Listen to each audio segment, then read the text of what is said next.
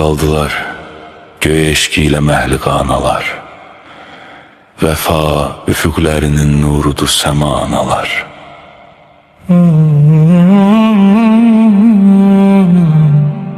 Ömür boyu gözünün qarəsin ağın yedirib, edibdi canını övladına fəda analar.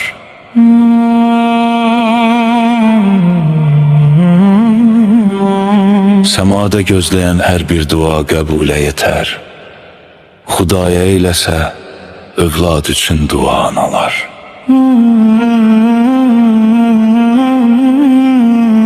Bəyaz səhərlə açar hər sabahı bir dəfə, qaranlıq aləmə söylərsə mərhəba analar. Düşünmə ki oxuyar bəddua pis övladə, nə olsa da eləməz bizdən imtina analar. Kaş onları ilə bərabər gedək bu dünyadan, kaş etməyə bizə heç vaxt əlvida analar. Ümid, qədrini bilsən də daima ananın kim oldu söylə, sınıq qəlbə aşina analar.